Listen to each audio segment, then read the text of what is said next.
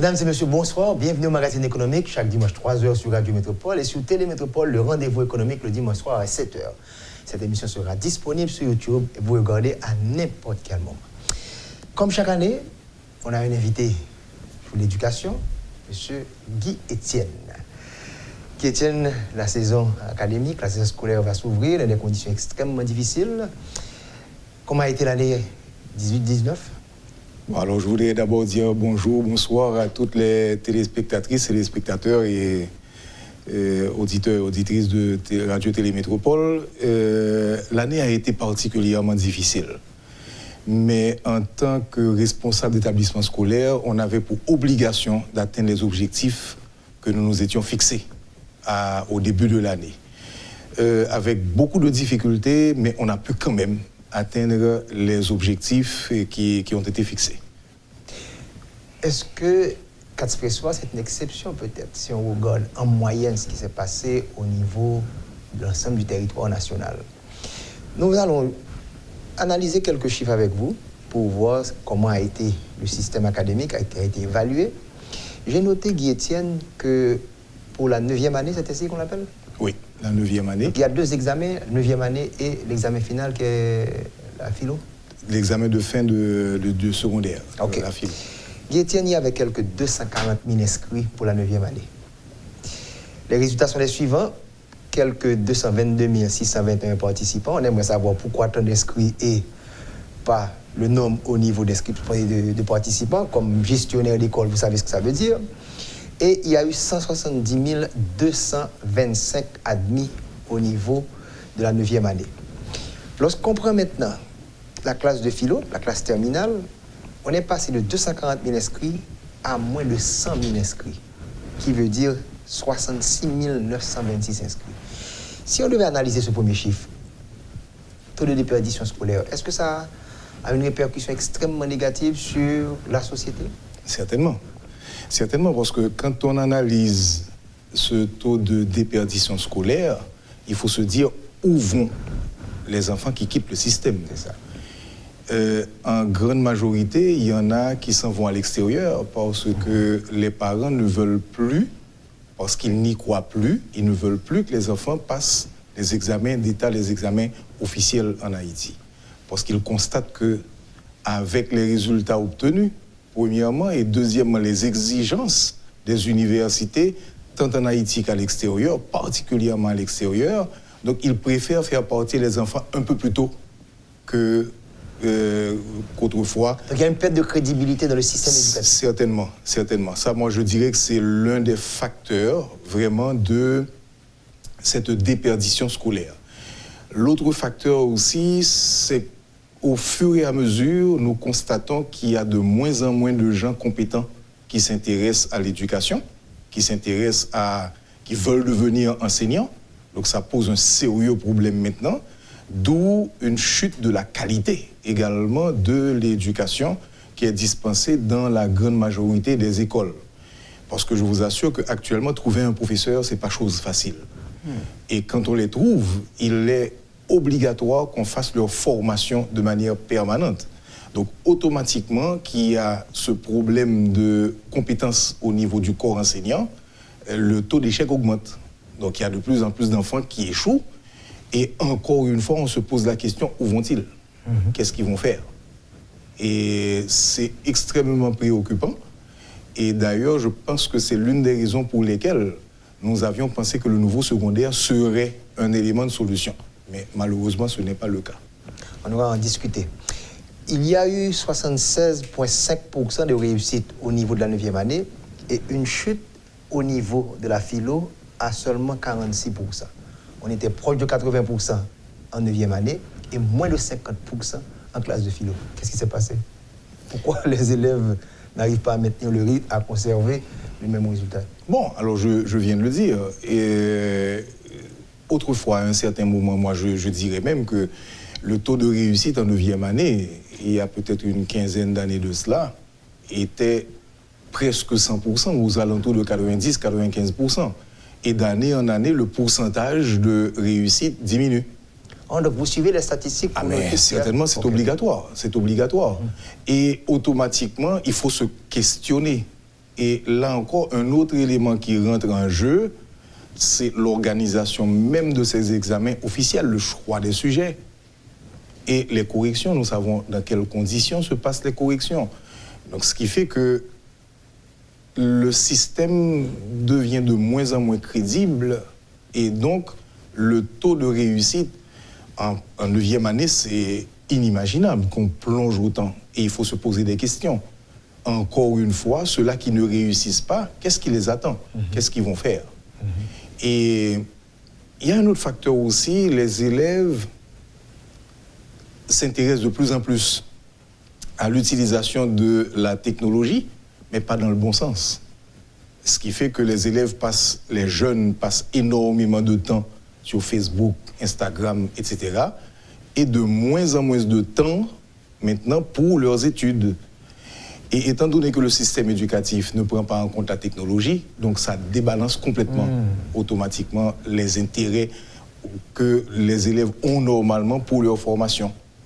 Donc on devrait penser à ajuster différemment même la façon d'évaluer les jeunes, parce que, comme vous dites, si le système technologique les attire, et maintenant qu'on est dans l'ancien système, donc comment trouver Avant de commencer à harmoniser les examens et la technologie, il faudrait commencer par harmoniser le curriculum. Il faudrait commencer par harmoniser les stratégies pédagogiques utilisées aussi, parce que les examens, au fait, quand on fait un examen, et qui en réalité devrait être une évaluation pour prendre des décisions, et il faut tenir compte des conditions dans lesquelles ces jeunes ont été formés. Il faut tenir compte des systèmes d'apprentissage, il faut tenir compte des conditions d'apprentissage. Mais Guy-Étienne, puisqu'on parle maintenant de transformation numérique à l'intérieur des entreprises, après tout, les jeunes se préparent pour aller dans l'entreprise. Est-ce qu'il y a vraiment une préparation à l'école, à l'université, pour l'ajustement de l'entreprise avec cette transformation numérique? Malheureusement, non. Malheureusement, non, je dirais de manière générale. Mais je n'aime pas trop parler de notre cas particulier. Oui. Parce que là, à l'école, ça fait plus de 20 ans que nous avions compris que la technologie allait envahir notre vie et nous avions modifié profondément nos systèmes d'apprentissage. Mais ce qu'on a remarqué, les stratégies ou les conditions d'apprentissage au niveau universitaire ne suivent pas justement l'évolution fulgurante de la technologie. Tout à fait. Les jeunes, eux, ils le comprennent, mais malheureusement, les institutions de formation ne l'ont pas compris encore. Maintenant, on perd à peu près 25% des jeunes de la 9e année. Donc, ces 25%, est-ce qu'on pourrait avoir une idée? Qu'est-ce qui se passe? Qu'est-ce qu'ils redoublent pour commencer? Est-ce qu'il y a qui reste sur le terrain? Comment vous? Ça, il faudrait peut-être que le ministère de l'Éducation nationale mette une cellule, je pense, spéciale en place pour analyser justement et suivre ce que deviennent ces jeunes. Ces jeunes qui ne demandent pas à échouer, ces jeunes qui veulent réussir, ces Comment jeunes les récupère pour les intégrer dans la société. Et c'est une obligation. C'est une obligation parce qu'on ne peut pas culpabiliser un jeune de 13-14 ans qui échoue. Quelles sont les conditions dans lesquelles il a eu ses apprentissages? Donc moi, je pense que le ministère de l'Éducation nationale devrait mettre en place une cellule spéciale vraiment pour faire le suivi de l'échec scolaire et prendre des dispositions. Et je pense même qu'il devrait aller, au lieu de dire cellule, j'aurais même dit un observatoire permanent du système éducatif haïtien pour pouvoir apporter les éléments de solution à tous ces problèmes auxquels fait face maintenant le système éducatif haïtien. Il y a une base de données assez riche, donc comment les transformer en information pour prendre des décisions. Exactement. Et empêcher qu'il y ait tout type de problème. Restons pour le moment dans le cadre de la philo, le bac.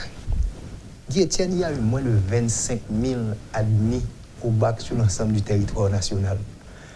Est-ce que le stock de ressources humaines nécessaire pour intégrer ce 21e siècle, est-ce que 25 000... Qu'est-ce que ça veut dire? C'est grave. C'est grave, c'est plus que préoccupant, c'est plus qu'inquiétant, c'est grave. Mais aussi, moi je suis tombé par exemple, je ne citerai pas de nom, je n'ai pas le droit, mais je suis tombé sur Internet sur une école qui publie, qui a posté des cours en ligne, c'est magnifique. Mais quand on regarde, c'est écrit cours de trigonométrie, entre parenthèses, trigonométrie pas diable. Dès qu'on lit ça, on se dit, mon Dieu, il n'y a aucun aspect scientifique, il n'y a aucun côté scientifique.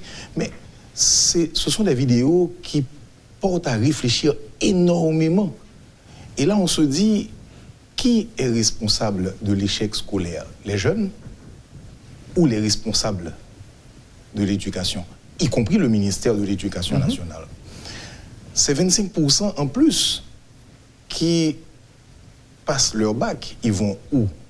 Dans quelle université? Et d'ailleurs, je le répète sans cesse, ces élèves, ces candidats qui réussissent leur baccalauréat, ils ne peuvent pas intégrer une université sans une autre évaluation. Ce qui veut dire que le niveau... Justement, donc l'université met en doute déjà les résultats obtenus par ces candidats au niveau des examens officiels. Parce que logiquement, ces 24 130 élèves qui ont réussi au bac auraient dû aller à n'importe quelle université, présenter mon diplôme, j'ai l'aval du ministère, je rentre à l'université. Exactement, exactement. Et quand ces 24 000 se présentent à l'université, quelle université? Et là maintenant, on constate qu'il y a encore un taux de déperdition sur les 24 000 qui rentreraient à l'université. Combien obtiendraient vraiment leur diplôme? Et combien iraient sur le marché? Alors que nous avons un monde en pleine évolution, quand on regarde certains pays comme la Finlande, certains pays comme le Singapour, certains pays, beaucoup de pays d'Afrique aussi, qui prennent des dispositions maintenant pour orienter leur système éducatif, récupérer les élèves qui ne peuvent pas réussir pour faire la promotion du développement économique, technologique et social. Et là, ça devient extrêmement préoccupant. Là encore, il y a une étude qui aurait dû être faite. Combien qui rentrent à l'université, combien obtiennent leur diplôme? Et quelle est la demande également du marché? Ceci nous éviterait de commander, je me permets d'utiliser cette expression, de commander des compétences de l'extérieur. Parce que les jeunes, quand ils sont mis dans des situations d'apprentissage correct, réel, ils produisent. Vous suivez le magazine économique sur Radio Métropole, sur Télémétropole, le rendez-vous économique. Guy Etienne, notre invité, on analyse les résultats du bac et des examens officiels et ça fait vraiment peur. On prend la pause, on se retrouve dans quelques instants pour la deuxième partie de l'émission.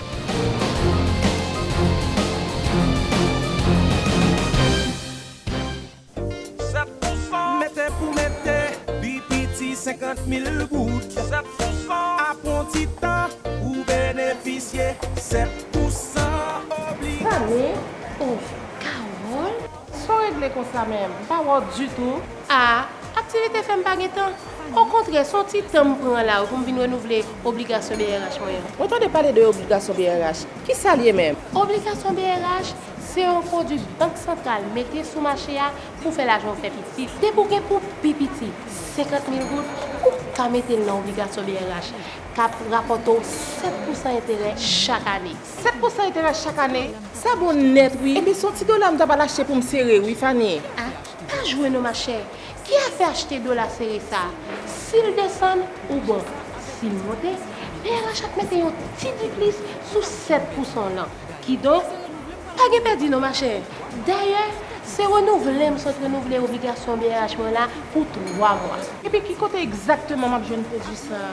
Ou a besoin dans toute banque yo, à toute coopérative qui dans fédération yo, ak dans l'autre institution financière yo. Eh bien, avec obligation BRH, tout j'aime gagner. Ou pin parler Carole, malé. Kounia, gen plus avantage toujours l'entrée dans obligation BRH.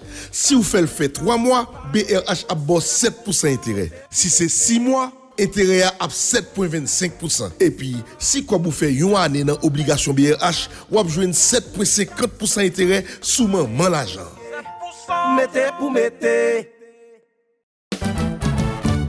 Les campés à côté, la défense intérêt, la fais affaire marché, toujours Jean ou tablé, ou toujours faire confiance, passer le bas performance, ou satisfait sans mode, lorsque client Sogé Bank, toujours bas côté mes amis, Sogé Bank,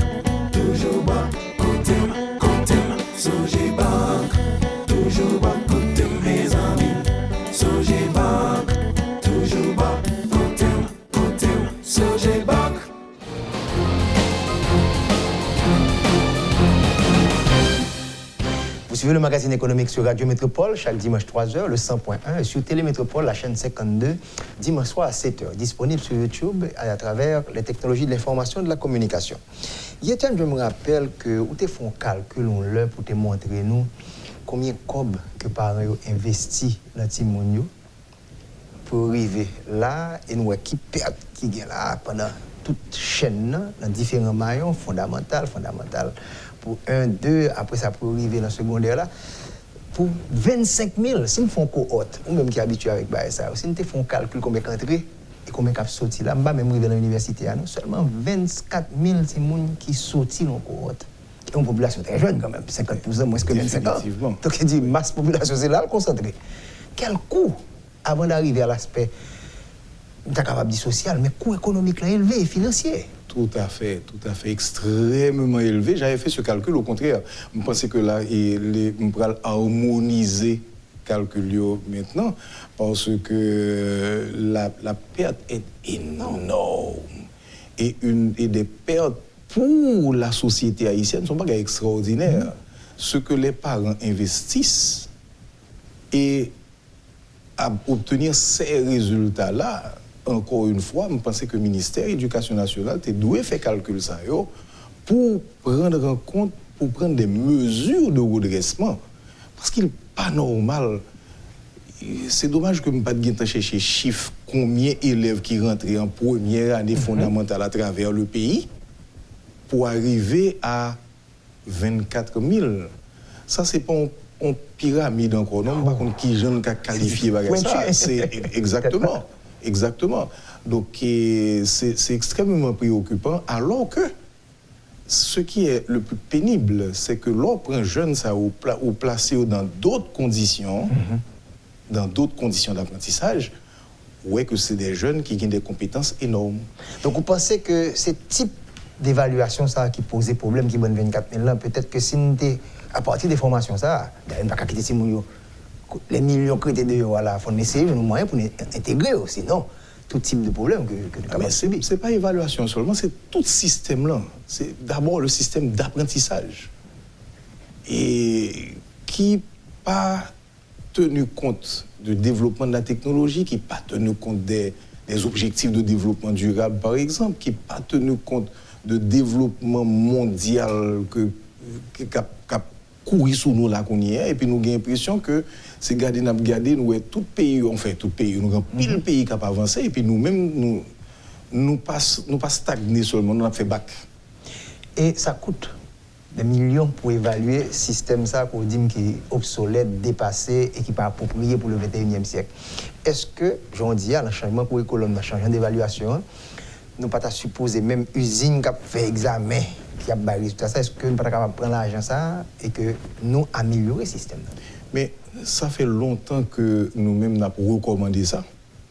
Et au lieu de dépenser autant d'argent pour des factories d'examen, parce que ils mettent une série de monde là, ils disent bon, en avant produit des textes d'examen. Certaines fois, les seuls aléas pris en compte, c'est le nombre de jours de classe. Ils disent tu as un pays loc, tu as un pays ceci, tu as un pays cela, tu as un cyclone, donc on a réduit le niveau examen alors que l'argent ça qu'a dépensé pour examen ça aurait dû être utilisé pour colmater les brèches, pour refaire le système, pour accompagner les professeurs, pour accompagner les directions d'école et elles devraient accompagner maintenant les élèves. Alors, moi, je toujours dit, c'est comme si que on prend un petit monde, ou pas vérifier si on nage ou la gueule dans la piscine. Ouais, c'est clair. Et puis, où elle a noyé, ou dit, mais petit monde ça saute. Mais est-ce qu'on t'apprend ni nager? Donc, ou mettez petit monde dans un système, là, pas prendre qui ça? Grand point d'interrogation. Et puis, on fait des évaluations. Et le pire, c'est qu'au moment des évaluations officielles, le ministère au complet est mobilisé. Et je n'ai pas l'impression que le ministère l'a mobilisé autant pour les encadrements pédagogiques au niveau des écoles. Donc, il y a plus d'énergie qui allait vers l'évaluation que gagner pour penser le système pour, en amont pour résoudre le problème. Alors qu'on a aval, on a des résultats que le bas. C'est clair. À la limite, on t'a dit, mais quand on regarde le système éducatif haïtien, examen, ça va pas même nécessaire. C'est pas nécessaire de dépenser autant d'argent parce qu'on connaît que c'est vers un échec qu'on va. Mais bon, encore une fois, on avait pensé que le nouveau secondaire allait résoudre le problème, mais nouveau secondaire, malheureusement, c'est pas... Quand on parle de nouveau secondaire, là, on va regarder dans quelques départements, particulièrement les départements du nord-est et nord-ouest. D'ailleurs, nord-ouest, c'est seulement l'examen traditionnel là. Et c'est seulement 26 personnes qui sont inscrits et 25 participants. Et ils disent que c'est à cause de nouveau secondaire là que le département. Est-ce que un pilote qui a fait dans la zone ça? Et moi, honnêtement, je suis perdu avec le système nouveau secondaire là. Alors que j'ai participé énormément à la conception nouveau secondaire ça. Mais ce qu'on appelle maintenant nouveau secondaire et que le ministère, les secondaires rénovés qu'on y a au lieu de nouveau secondaire, c'est pas du tout ce qui a été prévu. Bon, ils ont pensé généraliser nouveau secondaire, mais est-ce qu'il y a l'école, combien d'écoles qui ont une infrastructure pour permettre, par exemple, disons, élèves après la 9e année, après le secondaire 1, qui serait une classe d'orientation, ok, ou même ou pral la filière professionnelle et à l'intérieur de laquelle pral une série de séries et ferronnerie, charpenterie, maçonnerie, plomberie, etc. Combien d'écoles ont infrastructure ça? J'ai l'impression qu'à oser dire qu'à compter sur les droits d'une seule main pour avoir combien d'écoles. Donc on va généraliser un système alors que les infrastructures ne sont pas mises en place. Même j'ai l'impression qu'il y a deux pilotes là, parce que je prends et le nord-est et le nord-ouest. Nord-est, pas 500 personnes qui est inscrit, et nord-ouest là, pas 27 personnes qui sont inscrits. Donc ça, il faut regarder les résultats, ça, puisque attention, balancer de l'ancien au nouveau, donc on pense que deux départements, ça peut être du cas peut-être plus petit physiquement, qui est à PCL, mais... Oui, mais calcul pour nous a fait tout, ou bien statistique pour nous a fait, c'est les années précédentes. Est-ce que quantité inscrite a augmenté ou diminué? Et à quel pourcentage? Okay. Et là, nous avons, est-ce que c'est nouveau secondaire là? Bon, moi, de toute façon, je pense que c'est un système qui pourrait repenser. Puisque dans l'argent, nous connaissons fait le fresco, les cas problème dans la rue sérieusement. Dernièrement, il y a eu M. Bellab qui a cité au long livre là, et M. a fait expérience lui-même du côté du secteur rural, du côté de Chantal. M. non paraît dans le livre là à cause de l'inspiration que vous avez vous-même. Nous avons dit avant d'arriver dans le frais scolaire là, que ça coûte pour un élève du primaire, des fonds calcul, ça coûte moins de 20 000 gouttes que l'État investit à tout secteur privé à l'anti-monde. Et dans les pays les plus avancés, ça fait plus de 700 000 gouttes.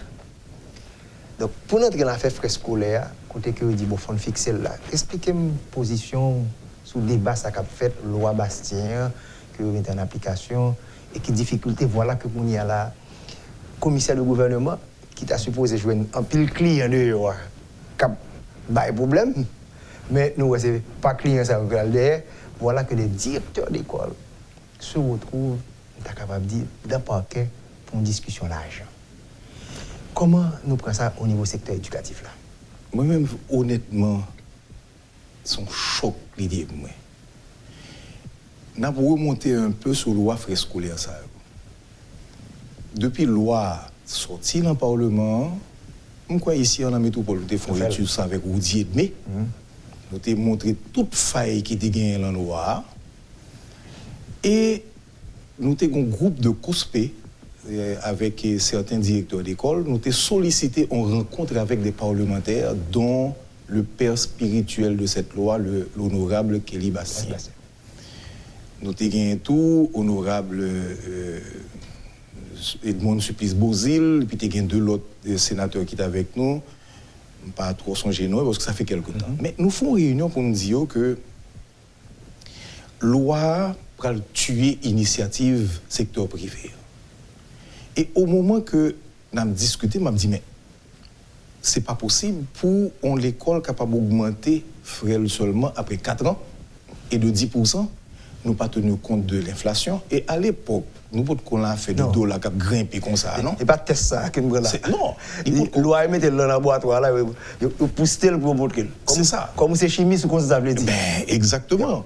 Donc maintenant, là nous arrivons, et ça qu'a privé là qu'on y est, nous t'ai dit ça, nous t'ai dit parlementaires ça, nous t'ai dit que loi ça risquait de détruire les initiatives du secteur privé en éducation, et particulièrement les écoles de qualité, parce que tout le monde connaît que l'éducation coûte cher, l'éducation de qualité. Le n'a regardé de octobre de l'année dernière, de septembre de l'année dernière, côté que dollar était 64 gouttes, à septembre année ça, dollar a grimpé à 94 gouttes. Ça fait près de 40% d'augmentation. Or, tout le monde connaît que le matériel éducatif est commandé de l'extérieur généralement, donc où est-ce que ça représente? Là, regardez par exemple, excusez-moi, je prends un cas particulier, pas moi, pour donner de meilleurs conforts aux élèves, pour nous continuer à améliorer la qualité de l'enseignement, nous faisons prêt à la banque. Et nous connaissons que les banques commerciales ne prêtent pas aux écoles. Mais obligé d'hypothéquer les privés PAM pour être capable d'améliorer les conditions de travail à l'école. Au mois de mai, la banque m'appelle pour me dire, Monsieur Etienne, il y a une augmentation de taux d'intérêt. Les taux d'intérêt passent de 12% à 23-24%. Donc ça veut dire que c'est pratiquement 100% d'augmentation. Il n'y a pas un traitement préférentiel pour les écoles. Hein? C'est un prêt commercial. Un prêt commercial. Taux d'intérêt augmenté. Taux d'intérêt augmenté, la augmenté effectivement sous nous. Donc ça fait près de 100% d'augmentation. L'on regardé par exemple, et à un certain moment, jusqu'à mai dernier, les 20 dernières années, nous te prenons assurance santé des professeurs, du personnel de l'école en charge complètement. Ça veut dire qu'il n'y a pas de grain pour te payer, c'est nous qui t'avons payé tout. Toujours en mai dernier, la compagnie d'assurance nous appelle pour nous dire, désolé, il y a une augmentation de 125%. Yeah. Donc, assurance a augmenté à 125%, dollar passé à taux dollar a monté à 40%, hypothèque monté à 100%, et puis qu'on a dit l'école n'a pas augmenté. Donc, tous les coûts que un business subit, l'école là connaît même bagaille. Et monsieur peut-être que vous avez parlé de gasoline quoi. Non mais justement, on t'a pas arrivé là justement. Et l'autre jour j'ai entendu Woody Edmé en parler. Nous payons pour des services que nous n'avons pas. Or l'un garder s'ouvrir qu'on l'école vienne performante en termes d'appropriation du développement de la technologie. Il faut qu'il y ait électricité qui ont besoin primaire à la carrière. Or, tout le monde est dans quelle situation que nous vivons. Donc, obligé à investir dans la génératrice, obligé à investir dans le panneau solaire. Or, voilà que gasoline qu'on y a, bon, on ne va pas parler qu'on y a son trac pour jouer de gasoline, pour jouer de carburant, et tout augmente. Bon. Or, si on a 8 centimes, il faut un camion de l'eau. Vous comprenez? Ou payer dîner pas, ou pas gagner de l'eau, il faut acheter de l'eau. Bon, ça, ce sont des petits détails. Mais, regardez par exemple, on calcule. Moi-même l'année dernière, sur ça que nous t'ai demandé aux frais scolaires, par rapport à ça, nous gagnons à peu près 15-16% d'augmentation. Mais nous convertir en dollars américains par rapport à l'année dernière et en dollars américains par rapport à l'année ça, nous perdons $200 américains sur chaque team. Non, c'est un double choc. Pas oublier 15-16%, là, il est inférieur à 19% taux d'inflation. Taux d'inflation. Et si vous prenez taux de change là, puisque soit importé de bagailles, donc il faut regarder les variations qui sont faites avant les dollarisations à aujourd'hui. Donc c'est double choc pour subir. Exactement. Et en plus, il faut tenir compte des besoins des enseignants, parce que souvent, l'enseignement de qualité, il faut payer les enseignants. Et il faut que nous augmenter le salaire enseignants. Donc automatiquement, qu'est-ce qui arrive? Nous augmenter le salaire enseignants. Parce que c'est eux-mêmes qui nomment l'école là. Donc, qui peut arriver nous année ça? Nous allons réduire son investissement de matériel et de qualité de l'éducation. Et finalement, je pense que c'est un choc parce que le ministère de l'Éducation nationale aurait dû prendre ça en main. Nous avons suivi le magazine économique sur Radio Métropole, sur Télémétropole, le rendez-vous économique. Nous avons regardé l'éducation qui est liée ça n'est pas capable de l'économie, choc que l'économie a subi, il est tombé sur l'éducation, mais un frais scolaire que vous fixez, et vous rappelez ça, il dit pour 4 ans. Nous avons une pause, nous allons retourner dans quelques instants pour continuer à discuter sur les problèmes socio-économiques de ce pays.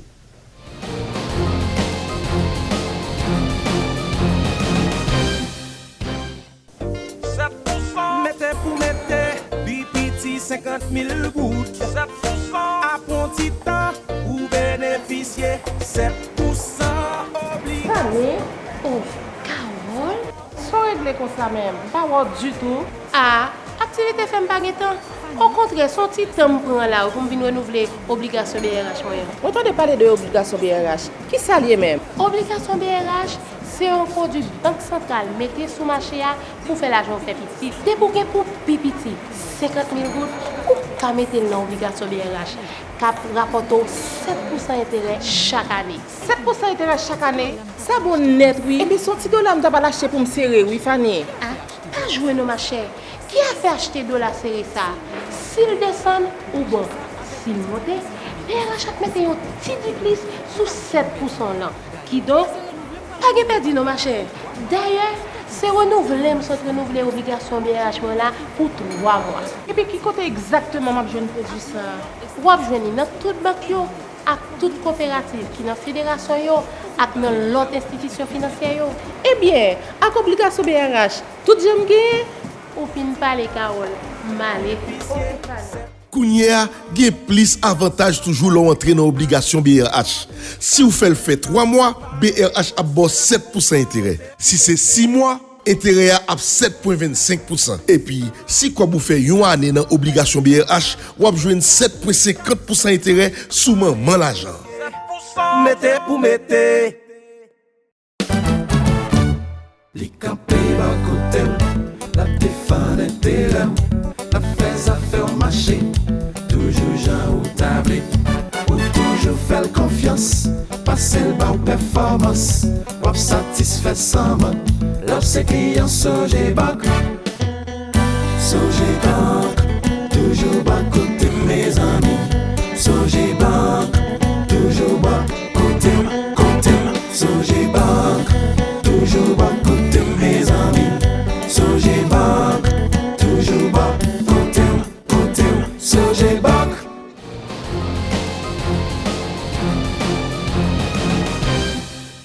Rappelez-nous sur le magazine économique sur Radio Métropole, chaque dimanche à 3h. Sur Télémétropole, le rendez-vous économique, le dimanche soir à 7h. L'émission sera disponible sur YouTube, nous sommes capables de regarder. Et je pense que c'est nécessaire parce que l'éducation est trop importante pour ne pas vraiment garder l'avenir jeune là-dedans. Qui nous dans le chiffre là, et ou même, c'est pas théorie, on fait. Et du fait, c'est un bon lit, vous avez dit, vous payez $200 par élève. Oui. $200 l'a converti. Frais scolaires et collage l'année dernière par rapport à frais scolaires et collage l'année ça, il y a $200 de moins. Donc, on essaie de simplifier. Il y a le coût unitaire. Chaque petit monde, depuis entrer dans l'école là, Yoshita, il y a un coût pour ça. Oui. Il faut mettre des bancs, il faut gagner un espace physique là, il faut gagner de l'eau, il faut gagner un computer, il faut gagner un papier. Donc, l'on prend un coût ça qui augmente avec ton inflation qui est là pour tout le monde. Parce que si vous parlez dans la pomme gasoline qui est l'école, on ne peut pas dire, bon, même si 4 frais soit mieux, on ne peut pas payer le même prix avec banque là, ou payer le même prix, tout sont pas la chercher le même prix. Acheter même prix, oui, Ils ont fixé, ou pas capable de varier frais scolaires, et on suppose tout difficile tout pour scolarité, pour varier, parce que les parents eux-mêmes tout, ils prennent un gros choc là tout. Parce que les gens qui vont être dans l'école, ils ont travaillé, si ils ont touché 100 000 gouttes, ils ont payé 100 000 gouttes à 80, qu'on a fait 100 à 93. Donc, c'est un calcul simple, numérateur, dénominateur, quotient c'est diminué. Donc, obligé de prendre ça en considération également. Effectivement. Donc, finalement, l'éducation pour une grande victime de ça qui a passé là au niveau sociopolitique. Alors, l'éducation comme vecteur pour la grande victime, mais plus grande victime dans ces pays. Voilà, bien sûr. C'est le développement paysan qui prend le plus grand victime là. Parce que le qu'on y a là n'a perdu en termes de dollars américains. Tout investissement que nous avons fait avant, année ça nous oblige de camper tout. Parce que nous dit il faut d'abord s'assurer du salaire des employés, parce qu'il faut vivre. Et ma pour dire le professeur, c'est eux-mêmes qui nomment l'école. Donc nous sommes obligés de respecter ça. Qui absorbe ces pertes-là? Premièrement, au niveau scolaire, c'est l'école là. Deuxièmement, c'est le système là. Troisièmement, c'est le pays. Parce que là, nous ralentissons l'achat de matériel à l'extérieur. Chaque ordinateur acheté, c'est $1 américain. Et il y a une loi qui interdit le commerce afficher prix $1 américain, mais tout prix affiché $1 américain. L'aurait n'importe qui magasin, n'importe qui commerçant pour demander prix en matériel, il dit $150. Sous dit haïtien ou américain, mais non, c'est $150 américains. Donc, obligé à le convertir. Et nous dit 94 gouttes. La majorité des entreprises commerciales, l'homme de qui taux de change là, on tombe sur 95, 96, 97 gouttes, oui. Ça vaut là. Ce qui veut dire que si rien n'est fait, nous pouvons monter à 100% pendant l'année. Yep. Et à ce moment-là, nous ne pouvons pas augmenter l'écolage pendant l'année scolaire.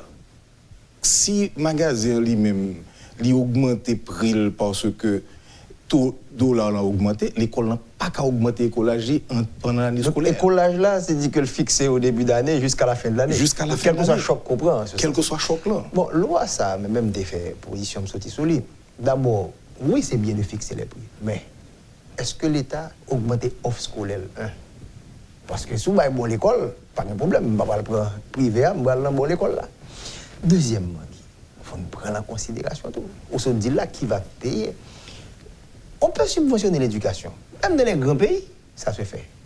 On met une loi comme ça, on va dire, d'accord, on va superviser, mais il faut que on ait un master dans le ministère de l'Éducation nationale qui va subventionner. Au lieu de subventionner le gaz, on va subventionner l'éducation en quelque sorte.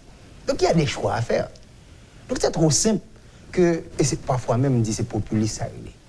On dit, ah, me fixer ça, mon content, parce que les parents pensent que le fait que fixer frais scolaires, ça puis bon pour lui. Mais tu l'as bien dit. Si vous pensez que l'éducation coûte cher, tant ignorance là, qui coule galien pour un pays. Et n'a pas de conséquences. N'a pas de conséquences. Donc l'État n'a pas augmenté l'offre scolaire. Et en plus, il n'est pas préparé pour le subventionner, il n'a pas demandé. Ce n'est pas qu'il n'y a pas de possibilité qu'on prenne l'école dans la rue, il y a son business que vous présentez, mais c'est vous-même qui pour l'inspection, qui pour assurer pour l'école là. Le plus grand choc, imaginez que Franz Payer a dû fermer son école. Il faut dire ça publiquement. Comme si pour le ministère n'a pas nécessité une école comme ça. Il y a équivalent au lycée, on compte qui réputation France pas rien, que ça le fait l'éducation. On l'école comme ça supposé récupérer. Donc, voilà non. Ben, c'est ça, parce que une école privée, c'est on aide que la l'État. Parce que normalement, l'éducation est un bien public. L'éducation est un bien public. Donc l'État aurait dû prendre en charge l'éducation. Moi-même, toujours dit ça, toujours dit ministère de l'Éducation nationale, ça, nous t'ai dit parlementaire ça tout. Nous voulons fermer l'école privée, offrir l'école publique de qualité. Automatiquement, parents sont plus contents de voir l'école de qualité gratuite. Bon, pour qui ça gagne toute l'école privée ça bon, c'est vrai que je pense que là encore, le ministère de l'Éducation nationale a supposé faire un contrôle de qualité. Oui. Ou approuvons l'école très bien. À la limite, le directeur de l'école a dit bon, moi-même, je vais demander $2,000 américains par Timoun. Chaque élève va payer $2,000 américains. Le ministère a supposé dire, OK, qui sera pour free pour ça? Justifié pour moi. Justifié. Yeah. Et maintenant, un parent qui arrive, qui n'a pas les moyens, qui a dit, bon, moi-même, je ne vais pas mettre petit dans l'école ça, parce que je n'ai pas les moyens, je vais le mettre dans le lycée X, dans le lycée Y. En ayant en tête que le lycée X, le lycée Y, pourra l'offrir même qualité d'enseignement que l'école ça. Donc, je n'ai pas intérêt de petit dans l'école ça. Donc le système, il est complexe et simple en même temps. Simple, la solution est simple. Que l'État améliore la qualité de l'éducation dans les écoles publiques. Et la grande pile l'école privée qui a tombé pour compte. Parce que frais scolaire n'a pas juste simplement mesurer, il faut regarder tout ça gagné qui bon prix ça. Et si vous voulez qu'il y ait prix, c'est bien parce que obligé de protéger une société, mais il faut que d'autres problèmes soient posés, l'offre et une offre de qualité. Parce que pour les quatre là, c'est ça le dit. On finit son bonne nouvelle quand même. Comme on a qu'à nous poser tout le problème qui est, bonne petite lumière. On connaît côté New York, on connaît des jeunes qui actuellement en Corée du Sud. C'est ça. Alors, c'est ça justement. Et même le monsieur dit à l'heure que nous avons suspendu investi, mais nous n'avons pas qu'à suspendre investi. Donc, maintenant, même à la fin de l'année, qu'est-ce qu'on a pris le rouge? Ou déjà prévoir que le rouge? Non, déjà prévoir que le pris le rouge, parce que nous investissons tellement. Par exemple, nous avons 3 professeurs qui passaient tout le mois de juillet dans une formation à Paris. Et c'est un summer school organisé par le Centre de recherche interdisciplinaire de Paris. Le nouveau est 3 professeurs ça. Évidemment, on a trouvé des subventions de la communauté européenne, particulièrement l'ambassade de France. La Banque de la République d'Haïti nous a aidés également, mais l'école a dû investir aussi. Nous avons dû investir dans la formation des professeurs. Pourquoi? C'est parce que nous voulons que les professeurs viennent plus performants, donc nous pas hésiter à dépenser pour nous voir pour une formation. 3 professeurs à Paris pendant 1 mois au compte ça me dit. Et nous-mêmes, moi-même en tant que responsable de l'école, nous sommes partis tout parce qu'on a été invités par le Centre de recherche interdisciplinaire de Paris à monter une plateforme éducative inspirante pour le monde entier. C'est ainsi que le Centre de recherche interdisciplinaire de Paris, l'Université de Genève, l'Université Tsinghua de la Chine, Harvard University et le Collège 4 Pressoir, nous avons monté une plateforme, One Learning Planet. L'objectif, c'est partager les éléments de succès que nous réussissons dans l'école, dans l'institution SAEO, pour que le monde entier puisse s'en inspirer. Mais là encore, pendant le mois de juillet, je suis obligé de partir 2 fois en Europe pour des séances de travail, pour des ateliers de formation. Et tout ça, c'est un investissement que nous avons fait pour nous améliorer la qualité de l'enseignement. Et maintenant, à partir de là, nous gagnons plus de formation pour nos professeurs. Par exemple, la semaine jusqu'à hier, nous étions en formation avec les professeurs pendant 3 jours. Et hier particulièrement, ça a été une formation sur la technologie, côté que nous investissons dans des imprimantes en 3 dimensions. Nous investissons dans des kits Arduino, nous investissons dans la robotique, nous investissons dans... Nous faisons monter une salle de soudure électronique, côté que élèves première année fondamentale pour apprendre à faire soudure électronique. Mais tout ça, ça a un coût. Et en plus, comme bonne nouvelle aussi, depuis pratiquement 3 ans, nous avons représenté Haïti dans une compétition internationale qui est les Olympiades internationales en géosciences. En 2017, nous étions à Nice. Élèves nous ont rapporté médaille d'or, médaille de bronze et le trophée de l'UNESCO. Et l'année dernière, nous avons une délégation qui est en Thaïlande. Et cette délégation a rapporté également médaille de bronze, médaille d'or et médaille d'argent. Et voilà qu'actuellement, nous gagnons une délégation qui est à Daegu, en Corée du Sud, qui a représenté encore Haïti aux Olympiades internationales géosciences. Mais à aucun moment, on ne peut jamais dire que c'est le collège 4 Pressoir, non? Et ça n'a pas gêné nous, parce que le collège 4 Pressoir, c'est un collège haïtien. Nous voulons arrêter l'école haïtienne à standards internationaux. Mais tout ça, pour nous voir les délégations, ça allait. Nous étions chapeau devant les parents qui nous aident énormément parce qu'il y a une très bonne communication entre les parents de l'école et l'école. Mais l'enseignant qui est parti, billet d'avion, imaginez ça coûtait un billet d'avion pour aller en Corée du Sud. Ou imaginez ça coûtait pour supporter les frais de voyage. Et tout ça, quel est l'objectif? Fait Timoun pour formation, à représenter Haïti. Donc, nous voulons que nous Haïti d'une autre façon. Et en même temps, ils vont prendre de l'expérience en Corée du Sud. Et à leur retour, ils sont obligés de partager avec leurs pairs. Ils sont obligés de partager avec les élèves. Et investissement, ça, bon, il faut plutôt prêter comme. On ne peut pas suspendre faire. Parce que les jeunes en ont besoin. Donc, la bonne nouvelle, c'est que nous continuons à investir vraiment en termes de qualité pour que les élèves gagnent encore le maximum de confort possible pour apprendre au maximum. Mais l'inquiétude quand même, l'un film à tout niveau, 60-70% d'entre eux ne veulent plus rester en Haïti. Ils disent que pas gagner possibilité pour eux appliquer ça que eux apprennent. Non. Bonne et mauvaise nouvelle. Bonne nouvelle, nous avons un joueur basketball qui apprend à jouer basketball dans l'école, Hans Richer. Il apprend à jouer basketball dans l'école. Il est tellement performant en basketball que le fait qu'on bourse d'études, hier, il vient saluer la partie samedi, il joue une bourse pour aller en Californie. Et c'est un élève qui était en seconde et qui s'en allait en première. Il avait réussi pour la classe de première. Mais il s'en va en Californie, dans une école pour aller continuer ses performances en basketball, etc. C'est une bonne nouvelle parce que son jeune qui gagne chance, qui peut l'ouvrir. Et hier, au dernier moment, me dit, écoute Hans, la récompense que nous voulons avoir pour t'avoir formé, c'est qu'on te voit comme grand joueur dans la NBA. Et que tu fasses la différence. Mais qui est-ce qui a perdu la mauvaise nouvelle? Haïti.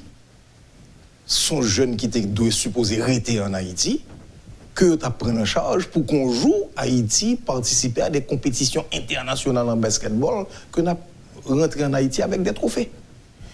Et bon, là encore, nous pensons que c'est problématique, mais c'est en même temps intéressant pour les jeunes, mais c'est individuel. Bonne nouvelle, c'est que nous avons 9 élèves qui ont été admis à l'université de Moncton. Ils sont 4 ou 5 à être admis à l'université de Montréal. Bonne nouvelle pour ces jeunes, ils vont pouvoir continuer leurs études. Et là, ils ont admis l'université sur études de dossier. Ça veut dire que ces universités reconnaissent le niveau du collège Catherine-Soir. Mais nous pas qu'à baisser niveau. Donc nous sommes obligés de continuer à investir pour donner à ces jeunes le maximum de chances de leur vie. Mais tout ce que nous souhaitons, c'est que ces jeunes reviennent en Haïti pour prendre le pays en main. Bon, pour Haïti préparer pour recevoir et tout. Mais c'est pour venir transformer Haïti. Tout à fait. Parce que nous toujours apprenons qu'il faut jamais se dire on ne reviendra pas en Haïti parce qu'il n'y a pas moyen. On a besoin de créer moyen. Mais Guy, pour finir, est-ce que nous allons ouvrir l'école à plusieurs échelles? Il y a commencé le 9, il y a commencé fin septembre, il y a commencé en octobre, il y a des zones même, est-ce que l'école est capable de faire là-dedans? C'est dommage, c'est encore responsabilité de l'État. Ah. L'État aurait dû s'assurer que toutes les écoles ont les moyens d'ouvrir, de commencer le 9, parce que c'est injuste qu'on ait des élèves qui ont entré l'école le 9, alors qu'on a dû commencer le 2. C'est injuste qu'on est là, à côté de nous en République dominicaine, nous avons déjà commencé. Depuis un autre. Et justement, ils ont déjà commencé. Dans presque tous les pays du monde, l'école a déjà commencé. Ouais. Puis nous-mêmes, on a besoin d'un système éducatif répondant aux besoins de développement. Donc, moi, je pense que le ministère, là, c'est encore la responsabilité de l'État de s'assurer que tous les élèves soient capables d'aller à l'école. Comme forme de bonne année scolaire, on est obligé de jouer, mais ça ne sera pas facile parce que nous voyons dans quelles conditions qu'on s'est expliqué nous, que parfois c'est pas obligé exposer pour sauver le pays ça, or l'État est supposé entourer et encadrer les parents et la société haïtienne. Mais je te dis merci parce que nous-mêmes nous sommes toujours positifs. Ouais. Nous sûrs et certains, nous sommes convaincus, mais réellement convaincus, qu'avec un système éducatif de qualité, Haïti a toute sa chance de devenir compétitif à travers le monde. Parce que ce n'est pas pour rien que le système du collège Catherine-Soir maintenant va être dupliqué dans certains pays d'Afrique. Le Centre de recherche interdisciplinaire de Paris prend le modèle Catherine-Soir pour aller le dupliquer dans certains pays d'Afrique. Donc ça veut dire que nous sommes entité haïtienne qui a produit un enseignement de qualité et qui est reconnu mondialement. Toute l'école dans le pays a fait. Donc toute l'école doit faire pour ne pas payer chance. C'est la voie, c'est l'éducation. Or, nous ne pas préparer vraiment pour comprendre que le gros défi 21e siècle passe par une éducation de qualité. Ciao, à la semaine prochaine.